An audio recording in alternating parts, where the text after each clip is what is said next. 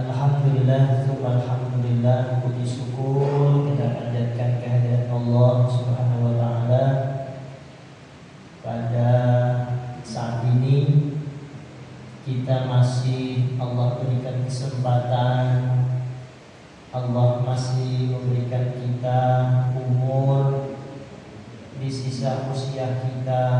Allah masih mentakdirkan kita untuk dapat beriktikaf di rumah Allah yang penuh mulia ini, sekaligus sambil kita menunggu waktu sholat isya.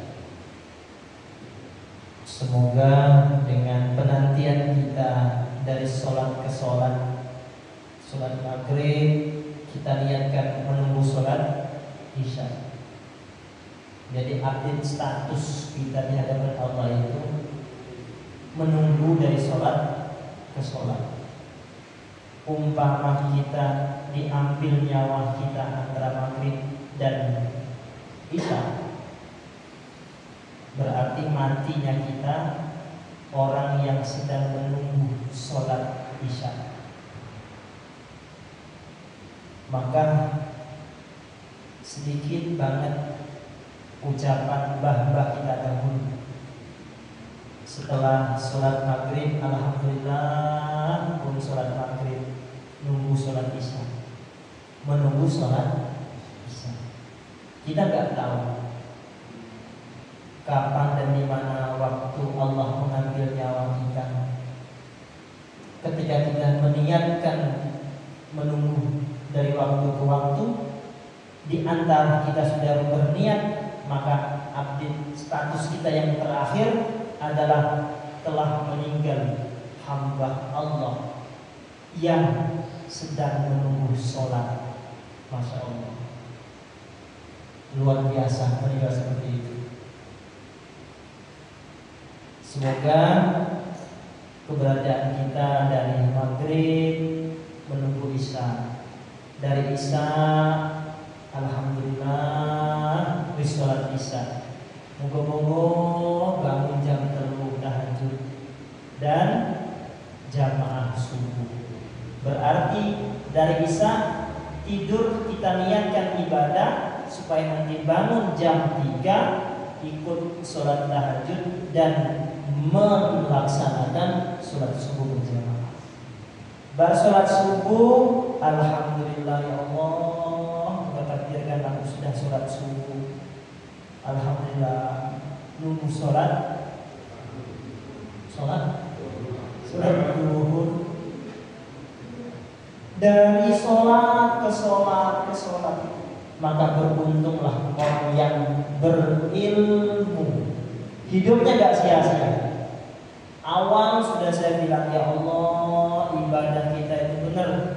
Wa maka asa di dalam Al-Quran Allah mengatakan, tidaklah kami utuskan manusia dan jin illa liya'budun, kecuali untuk beribadah. Kalau kita ngomong ibadah tuh mindset kita mesti sholat, mesti puasa. Dan sholat, puasa, sedekah kalau tidak kita niatkan karena Allah, sia-sia. Jadi alhamdulillah kita, semoga kita sama-sama setelah sholat kita menunggu sholat berikutnya. Ya.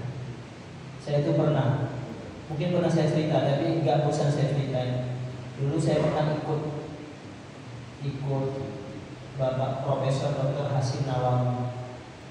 Hasim Nawawi itu pernah zamannya Pak Maskud wali kota, beliau pernah PLT Sekda, Profesor Dr. Ki Hasim Nawawi. Beliau itu cita-citanya mau menghafal Quran. Jadi niatnya, kesehariannya, pokoknya saya mau menghafal Quran.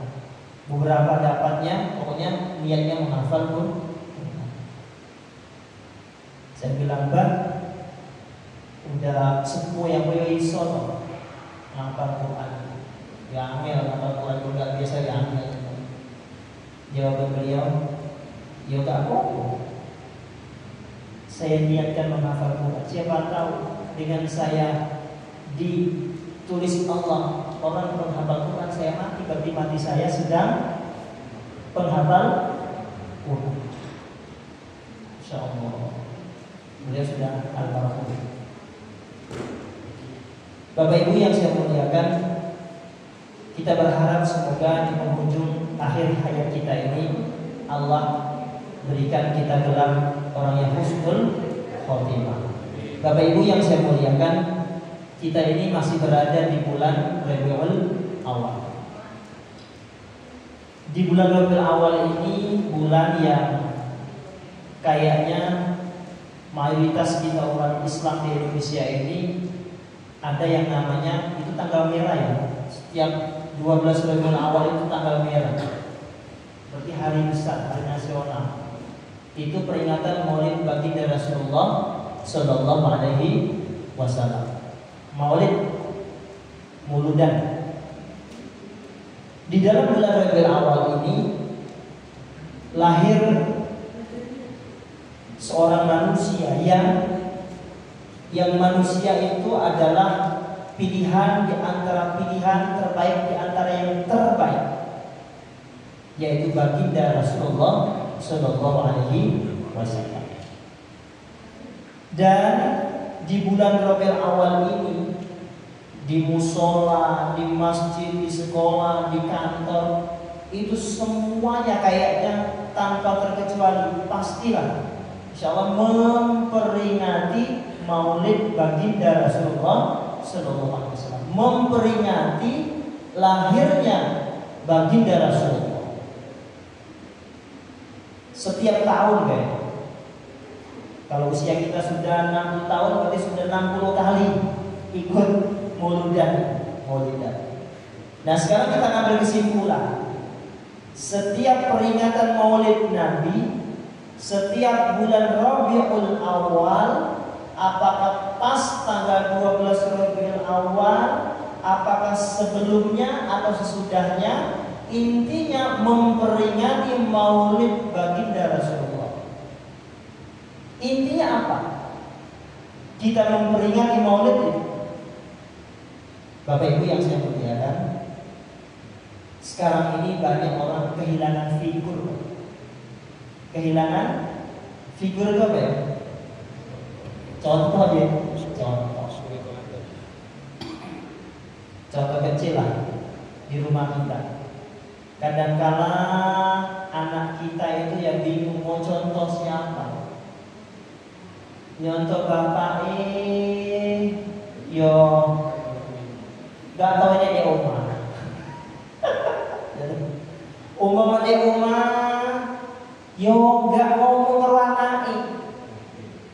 Sitok di pojok sana, ibu di pojok kono, anak di ngarep TV yang sudah jero kamar, sa oma ngomong dewe-dewe, guyu dewe-dewe. Ya lah, Bu. Ngoten jadi mana? Ya Allah, sudah sehari gak mulai.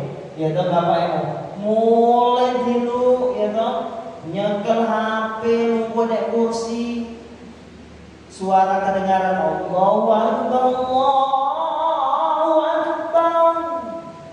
Bapak Ibu komen, le adzan dan masjid dulu. Le adzan, guru apa lah dompetmu? Adzan iki lho, dan HP lo, HP deh. Dan masjid. Bapak yang ngomong anaknya masjid. Bapak yang pancet nyekel HP. Terus nyontoh semua anak yang wajib. Terus anak yang nakal, anak yang beling, anak yang angel dikandani, komen bapak ibu. Cari apa anak isopo toh? Angel dikandani. Anak isopo malah bingung bapak ibu. Anak yang cewek malah bingung. Ya Allah. Lah terus mau nyentuh bapak ini, ya mau tunggu. Nyonto ibu ya ngono podo 11 12 karo bapak iya toh. Kalau biyen niku sambil masak yo selawatan. Bubu anak yo selawatan, ya toh. Nyapu omah iku lho, wong desa iku lho salatullah salamullah. Bubu anake yo ngono kuwi, ya toh.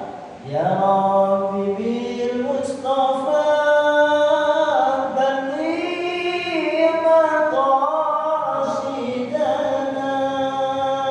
Ujuk-ujuk anak itu dewi. Ya toh? Lo sakniki lho ya Allah. Apa maneh ibu kalau bapak anak iki lho bingung nyontoh. Piye toh? Ibu karo bapak basa ya ora. Ngomong sak sentak-sentakan, ya toh, bapak salah nudang-nuding. Ya, apa itu?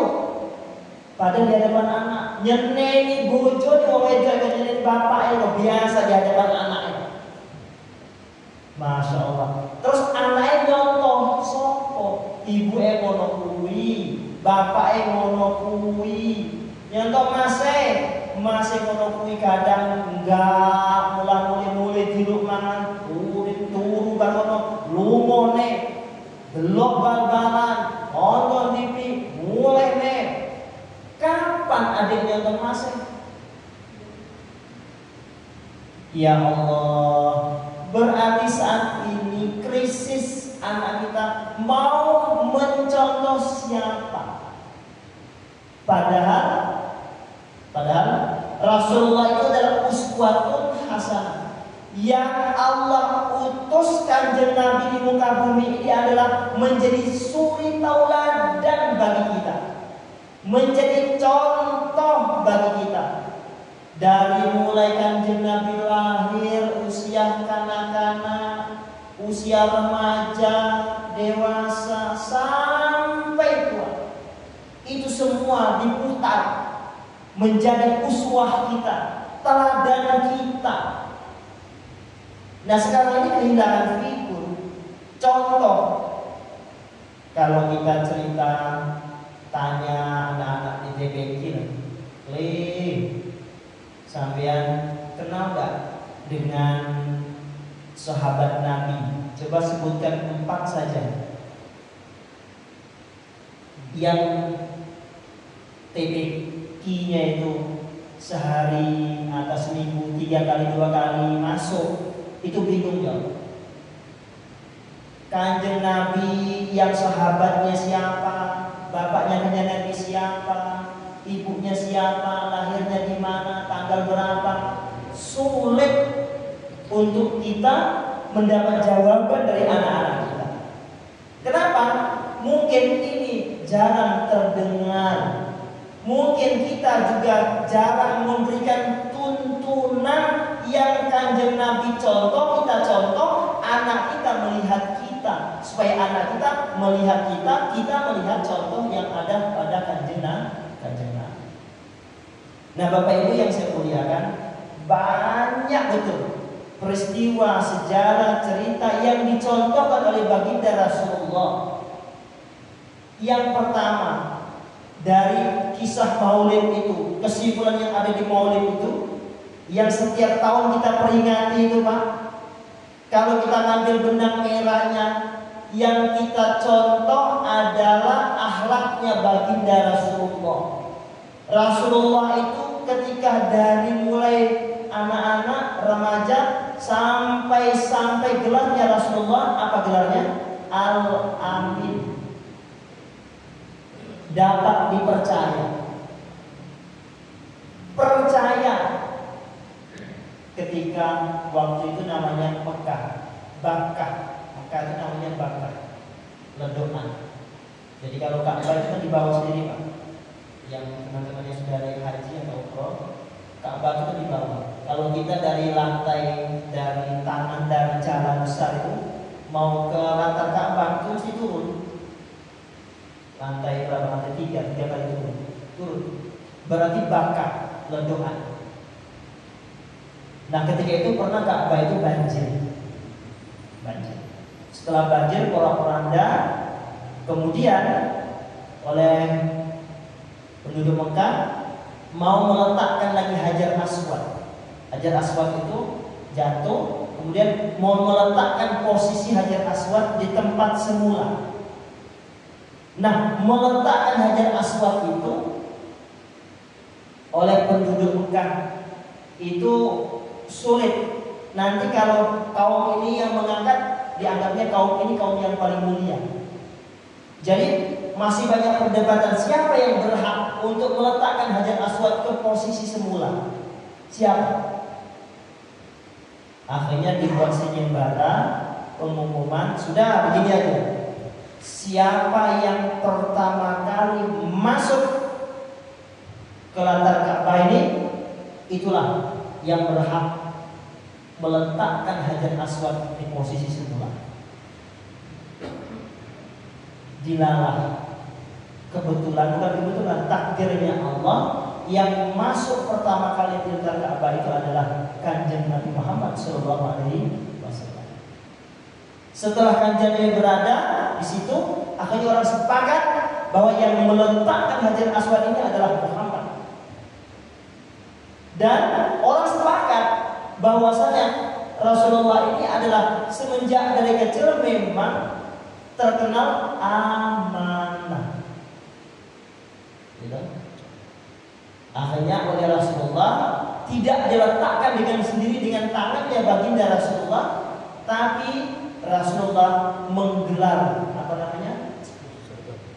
Sorban. Ya, sorban. Gelar. Akhirnya Rasulullah meletakkan Hajar Aswad tadi di tengah-tengah sorban, truk. Yang pojok sana, pojok sana, pojok sana disuruh orang-orang atau suku-suku yang ada di Mekah itu untuk sama-sama mengangkat sorban yang digelar baginda Rasulullah yang di tengahnya ada Hajar Aswad tadi, diangkat bersama-sama. Setelah didekatkan tempat posisi semula, Rasulullah mengambil Hajar Aswad, meletakkan di posisi semula. Dan cerita ini apa? Yang pertama amanah. Yang kedua, dari posisi ini, cerita ini adalah bahwasanya dari dulu bahwasanya apapun kegiatan kita itu harus ada yang namanya gotong royong, bersama-sama. Kalau meletakkan sendiri Rasulullah ya sanggup saja, langsung diletakkan di posisi semula. Tapi Rasulullah mengajarkan bahwasanya hidup ini gak bisa sendiri. Pintar sundul langit, sugih sampai gak terhitung bondone, sugih. Pangkatnya banyak, jauh. Tapi posisi kayak itu gak bisa urip dhewe, gak iso. Pasti melibatkan orang banyak. Orang itu dikatakan sugih itu berbuat enak, miskin. Dikata orang itu pinter, cerdas, mergo enek yang di bawahnya yang orang kata cerdas. Jadi mau tidak mau hidup ini harus bergandeng tangan, gak iso dewe-dewe, melaku gak iso dewe-dewe. Harus ada terikat satu sama yang lain. Nah, ini gambaran. Itu amanah yang pertama. Maka sifat-sifatnya Rasulullah SAW yang dikatakan oleh Sayyidina Ali. Sayyidina Ali itu mantu ya. Jadi kan sudah kenal dengan Sayyidina Ali. Bu, saya kenal saya ketika di Kelurahan Banjarmati ada sini Sayyidina Ali. Pak Ali Trenggalek. Nah, Pak Ali panggilnya Pak Ali. Nah, ini enggak Sayyidina Ali karramallahu wajhah. Sayyidina Ali ini adalah mantu Rasulullah. Dan orang yang salah satu di antara sahabat Nabi yang dijamin Allah masuk surga. Awak jadi gak ada jaminan Pak. Ada jaminan. Tapi ya jaminan kita ya Ya, dekengan pusat. Dekengannya pusat untuk sidang. Nah, Sayyidina Ali ini pernah mengatakan di antara sifat-sifatnya Rasulullah itu, sini dikatakan inna as'abal a'mali arba'u khisalin. Kata Sayyidina Ali, amalan perbuatan yang sungguh paling berat itu ada 4. Amal itu perbuatan.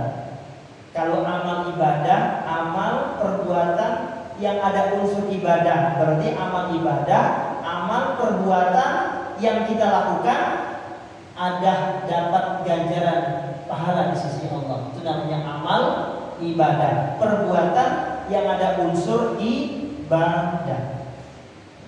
Pokoknya nih, amal perbuatan yang gak ono nilai ibadah. Ono bu? Halo? Jadi ada ngomong ya? Gak ketok Sesuai pasang konco ya bu ya. Jangan ketok pulau ya. Ya sudah bobo. Saya jangan-jangan nih wong ganteng ya tuh ya. Jadi kan anak-anak dek ngarep iki lho, yang ngomong iki lho. Piye wonge ya tuh? Ya sekono kuwi lah kalau ngene suarane. Supaya enggak banyak fitnah bu ya. Enggak usah ditutup wonge. Nah, Sayyidina Ali mengatakan inna as'abal a'mali arba'u khisalin. Sebetulnya banyak, tapi Sayyidina Ali membatasi 4. Kata Sayyidina Ali, amal perbuatan yang sungguh amat berat itu 4. Ada 4, hanya 4. Yang pertama, kata Sayyidina Ali, dari sifatnya Rasulullah. Yang pertama adalah al-afwu 'indal ghadab. Artinya memaafkan seseorang jika kita sedang marah. Mempunyai sifat pemaaf. Ini baginda Rasulullah luar biasa punya sifat ini. Itu yang sifat yang dimiliki oleh baginda Rasulullah, dan seharusnya kita umatnya ya harus punya sifat ini Pak. Walaupun gak 100% ya 0,0% intinya ada nilai yang ada pada kita itu punya sifat pemaaf. Contohnya Rasulullah itu pernah, Masya Allah, berhari-hari ada sebuah pasar. Rasulullah pas ke pasar, ada seorang buta. Orang buta pegang tongkat, duduk di atas batu. Setiap orang lewat mestinya dia mengatakan, yang buta ini tadi tiap hari, setiap pagi mulai dari jam 9 atau jam 8 mulai teko di pinggir pasar itu nunggu di atas batu. Sing buta ini tadi gak bakulan Pak, di pinggir pasar gitu, di atas batu megang tongkat. Apa pekerjaan si buta ini? Memberikan iklan, memberikan pengumuman, memberikan sesuatu suara atau pemberitahuan bahwasanya wahai bapak-bapak yang mendengar suara saya ini, kan dia enggak soalnya, mohon perhatian. Sekarang saya informasikan kamu jangan dekat-dekat Muhammad. Jangan dekat-dekat Muhammad. Muhammad itu bahaya. Orang yang licik, nanti kamu terpengaruh dengan ajarannya. Itu ajaran sesat. Terus setiap hari si buta ini menjelek-jelekan baginda Rasulullah setiap hari. Kebetulan Rasulullah lewat, Nabi lihat lewat. Wahai saudara-saudara yang lewat di depan saya ini, dengarkan, jangan dekat-dekat Muhammad. Muhammad itu adalah penyihir. Muhammad itu adalah orang yang gak bisa kita menjadi teman. Dia mempengaruhi agama kita. Dia orang licik segala macam, mencaci maki baginda Rasulullah. Rasulullah dengar, melihat keadaan apa yang dibicarakan, yang dilontarkan dari orang buta. Akhirnya Rasulullah pulang Rasulullah ngomong ke istrinya, Siti Aisyah, wahai istriku, punya makanan apa di rumah?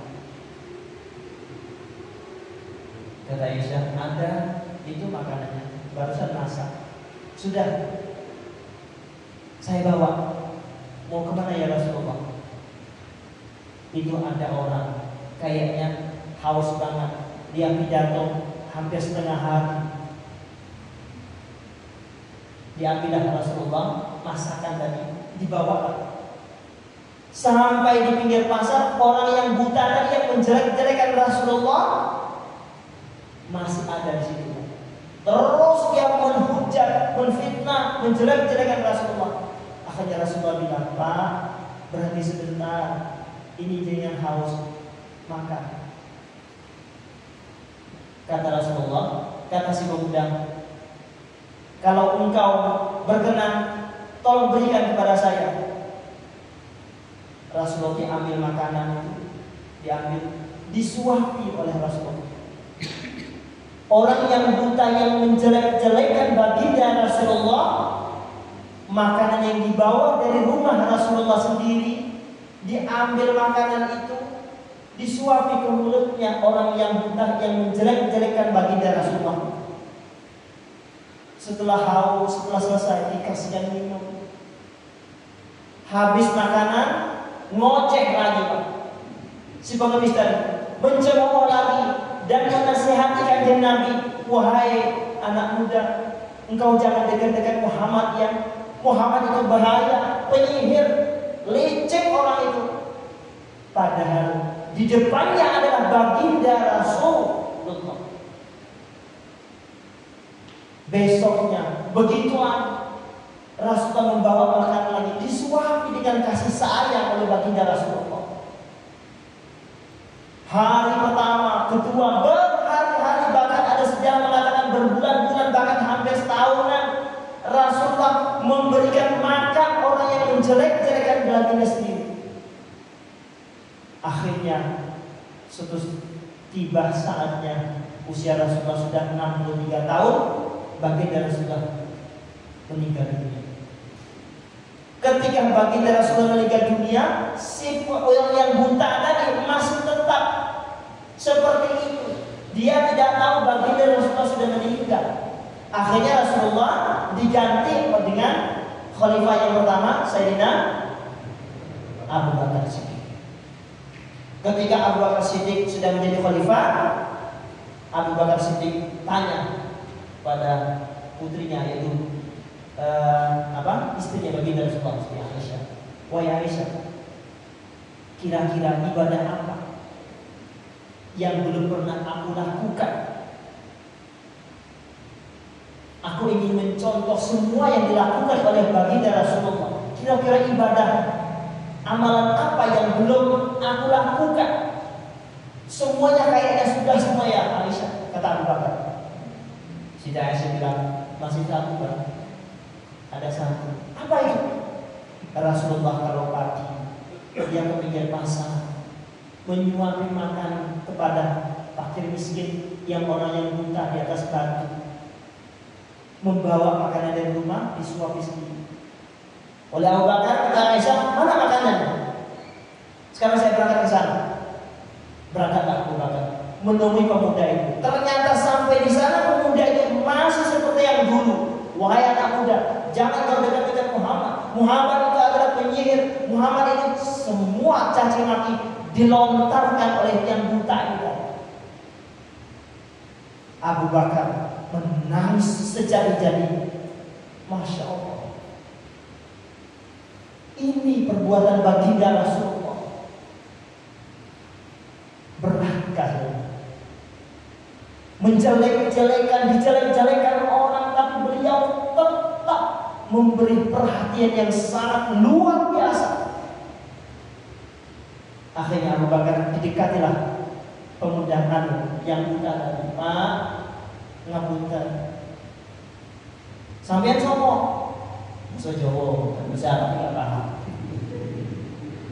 Sampeyan sopo? Yang biasanya kesini. Ya sudah, intinya jangan dekat-dekat Muhammad. Muhammad itu bla bla bla bla bla, anak yang diceritakan. Biasanya jam segini kok nggak kasih saya makan? Lah ini saya makan, saya bawa, kata Abu Bakar. Oleh Abu Bakar, ya ini Pak. Biasanya nggak hanya ditaruh seperti ini, saya disuapi oleh pengemis tadi, oleh yang minta. Oleh Abu Bakar diambil sendok, masuk ke mulutnya. Biasanya nggak seperti ini. Yang biasanya saya halus banget, memberi saya makan dengan kasih sayang, bukan seperti ini. Kata yang buta tadi, Masya Allah, Abu Bakar terus menahan nangis berjadi-jadi. Ya Allah, sampai segitunya Rasulullah, orang yang menjelek-jelekkan beliau, tapi kasih sayangnya luar biasa. Akhirnya Abu Bakar nggak kuat. Pak, ngapunten, biasanya sinten yang memberi jenengan makan setiap hari? Saya nggak tahu namanya, ada yang buta. Tapi luar biasa pemuda itu dengan saya, perhatiannya memberi saya makan. Terasa enaknya saya mengambil makanan itu, ikhlasnya dia memberi saya. Gak ada tandingnya. Kok sampai baru sekali makan saya merasakan gak enak. Padahal makannya bodoh, iya kan? Yang masaknya bodoh, tapi rasanya gak bodoh. Langsung Abu Bakar tidak kuat. Wahai Bapak, yang orang yang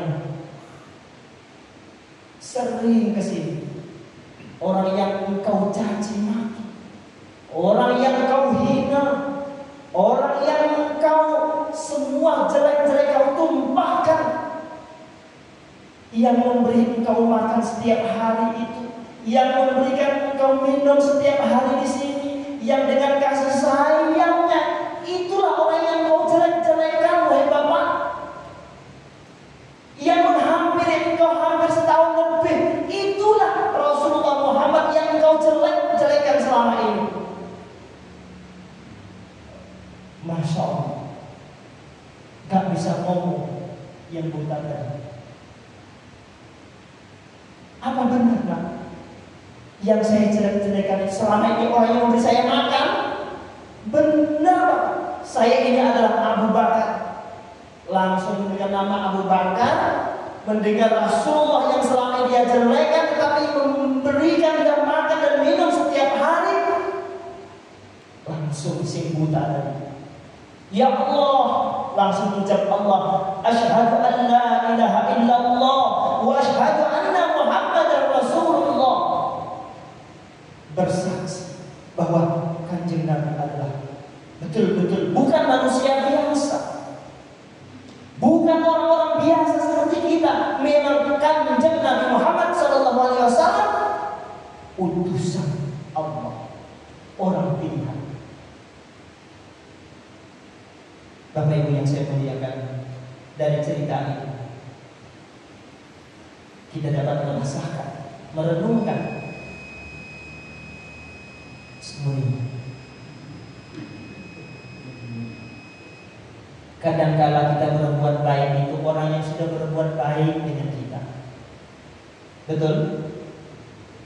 Kita memberi orang karena orang itu sudah memberi kita. Betul?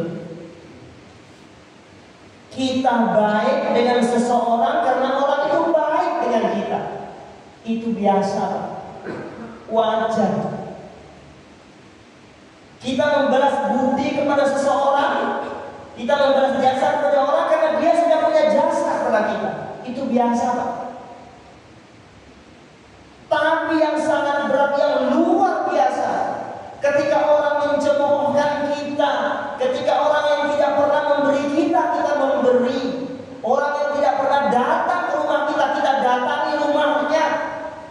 Ketika dia mencaci maki kita, kita doakan agar hidupnya bahagia.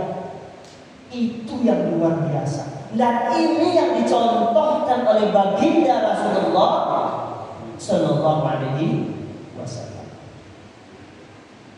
Pas kata Sayyidina Ali, inna as'abal a'mal, bahwasanya sungguh perbuatan yang ada beberapa sifat dari Rasulullah sulit untuk kita lakukan. Tapi semuanya butuh latihan.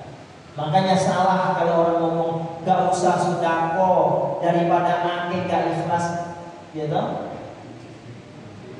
Hah? Iya Pak. Daripada akeh gak ikhlas lebih baik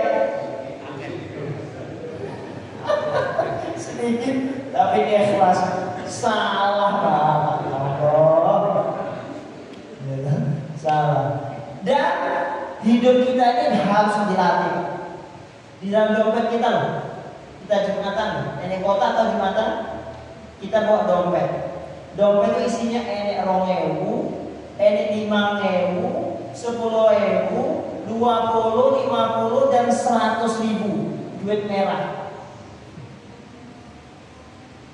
Yang masuk kotak mau, yang rela masuk kotak nominalnya berapa? Yang 2.000, 5.000, 10, 20, 50, 100. Koyonya ibu-ibu aslinya 100 kayaknya. Tapi enak sih ngomong, gak usah ke 2.000 cukup. 1.000 gak ikhlas percuma. Lebih baik 2.000 tapi ikhlas. Iku bisikan setan. Ya Allah. Yuangnya. Apa mana? Lah kita juga. Jangan kulit-kulit Pak. Coba jawab dengan jujur. Jadi kan pernah nggak berdoa di rumahnya lah? Sudah berdoa, Allahumma lana dzunubana wa liwalidayna, ya Allah, bahagiakanlah ya Allah, barokahkanlah ya Allah hidupku ya Allah, keluargaku ya Allah, panjangkan umurku ya Allah, sehatkan badanku ya Allah, ya Allah, anakku aduh ya Allah, aduh ya Allah, aku gak bisa ngawasi. Jenengan awasi ya Allah, usahakan kepada Engkau ya Allah. Walhamdulillahirabbil alamin. Mana toh? Doanya? Lengkap toh doanya? Bu? Doanya mana? Itu masih kurang. Berarti doa itu pelit. Pernah kita, ya Allah ya Tuhanku, ampunilah dosaku, dosa orang tuaku. Sudah selesai? Doa anaknya, doa barokah usia umurnya, kemudian disisipkan ya Allah tetanggaku ya Allah yang sebelah ini, semoga Engkau berikan rezeki, umur panjang. Mendoakan tetangganya kiri kanan pernah? Halo Bu? Belum? Jujur. Ya Allah, doa kepada ya tonggo itu loh kita doakan Pak. Karena yang repot itu ya tonggo jane mendoakan dulu mendoakan masing-masing di Malaysia kono. Ya tembak ini Palembang kono, tonggone belas ya dijamin dungo. Ketika ini kematian, ini rame-rame, ini mantu, yang repot apa? Halo. Sing repot apa sing Malaysia itu? Ya Allah, monggo.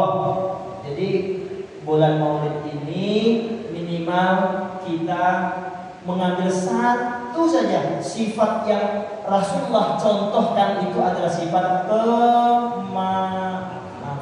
Ya Allah, saya maafkan ya Allah. Semoga yang menjelek-jelekkan saya itu Engkau panjangkan umurnya, Engkau berikan lapang dadanya, Engkau selamatkan dunia akhiratnya. Ini selesai, gak usah ya Allah Kau hancurkan ya Allah. Kok malah ngono ya kan? Ya minimal belajar maaf dalam doa Pak. Ya belajar kita sama-sama belajar minimal saling memaafkan di dalam doa. Pun sudah Isya. Semoga apa yang kita sampaikan malam ini ada barokahnya. Kita niat untuk memperingati Maulid Baginda Rasulullah Shallallahu Alaihi Wasallam. Semoga kita diakui oleh Baginda Rasulullah sebagai umatnya besok di yaumul kiamat. Amin ya Allahumma rabbana hab lana min azwajina wa dhurriyyatina qurrata a'yun waj'alna lil muttaqina imama. Allahumma ja'alna wa auladana wa dhurriyyatana min ahli al-'ilmi wa ahli al-khair wa ahli al-Qur'an ya Allah, wa ahli al-Qur'an wa la taj'alna wa'iyyan min ahli as-sa'ir. Allahumma rabbana taqabbal minna innaka antas samiul 'alim wa tub 'alaina innaka antat tawwabur rahim. Rabbana atina fid dunya hasanah wa fil akhirati hasanah wa qina 'adzabannar. Walhamdulillahi rabbil alamin. Assalamualaikum warahmatullahi wabarakatuh. Waalaikumsalam.